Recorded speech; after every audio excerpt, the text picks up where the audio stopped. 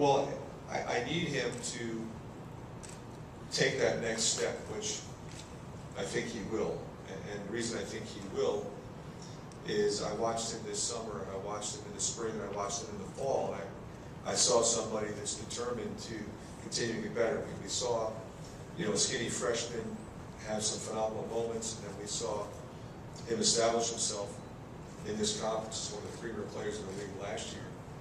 He's really worked on his shot. He obviously can score the ball, but his shooting is going to have to be a little bit more consistent. I'd like to see him sort of settle into that role where Matt was last year as maybe our go-to guy late. I think he can do that, and I think right now what you have is a junior who's going to play with great confidence, with a complete skill set, who now has to challenge himself to be able to do it at both ends every night. And that's what Gaines did, and that's what he did. I just want to be dominant. I want to come in every game. I want people to say he was dominant, whether I was scoring, defensively, rebounding. I just want to be known as a dominant player. So that's what my goal is this year, to be the most dominant player on the court.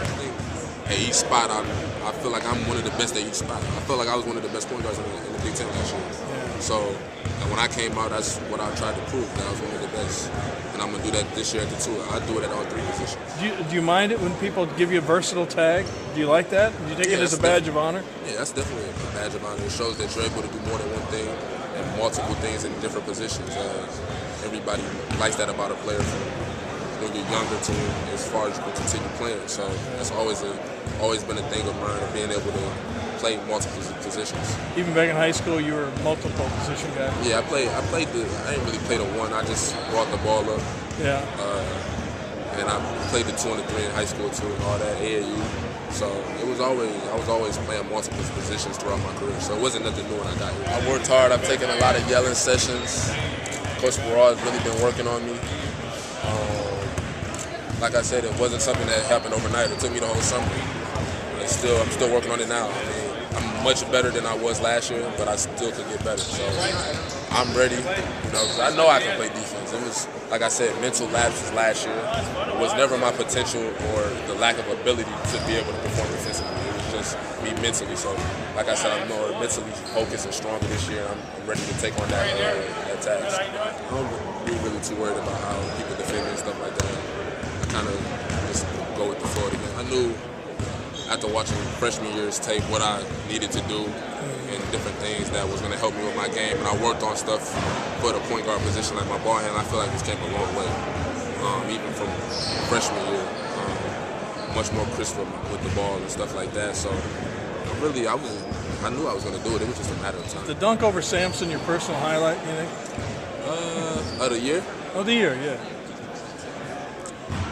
No, I didn't really think too much of it when it happened or after. Like, really, it wasn't. I just thought it was a normal play. I didn't really think it was that crazy, but that was the only way I was going to score that basket. Right. I had to do that. So. Are you the guy that takes over for Matt in terms of leadership, or is that something that's shared throughout the team? Do you feel? I think it's more something shared throughout the team. Like I said earlier, never been a guy that was vocal. Since I've been playing basketball, always led by example. So it's something new for me. Everybody around me knows that. My coaching staff knows that. So they're pushing me, but they're giving me time. So that's not something that's going to happen overnight. None of that happen like that. That's just how I've always been. So it's something I'm working on with myself, trying to get better at. And the team is picking up the slack for me. And Eric May is doing a good job right now. Also, going to the NIT, we're still playing in the postseason, something we hadn't done in a minute. It was definitely a great experience. Not an experience I want to experience again, though, but it was a good experience for us at the time. I think that was something we needed to be able to take the next step and really grasp the feeling of being able to play past the Big Ten tournament.